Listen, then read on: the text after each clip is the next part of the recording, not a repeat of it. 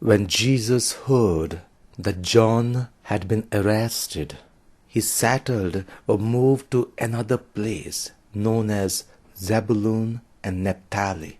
In getting settled at this place, there is new accomplishment.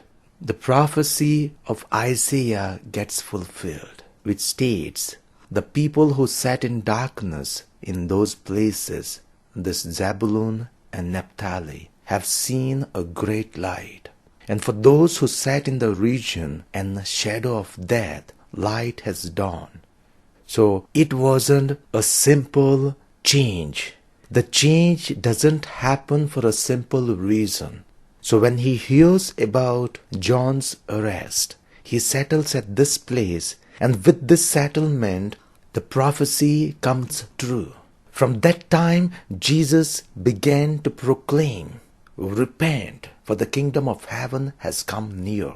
Maybe Jesus himself observed that this prophecy or another prophecy is fulfilled, or John's arrest is a reminder that something is getting advanced. Something is coming closer to his purpose he had come for. And he goes about proclaiming, healing, teaching in the synagogues, and his name and fame spread throughout the regions. Now nothing happens by chance. And even what happened by chance, God changes it to suit his purpose. God makes it part of his plan so that goodness may come in our life, goodness may come in the world. So at times we may observe something has happened in our lives. We may observe that the door to something is closed. And we very well know of this saying, when God closes one door, he opens another, or he opens a bigger door, or he opens two doors. But our human mind tends to focus on that door which is closed. We get disturbed. Our energy is going to think of that, not the opportunities and the new doors that are open to us. So this particular instance of change, of resettlement of Jesus, spreads this good news to this new place. It spreads, and it's not just this good news. Spreading this good news takes off that darkness around this place.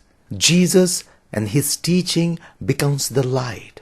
So it's not just fulfilling something that he is being led to settle at this place and someone or one person gets the benefit.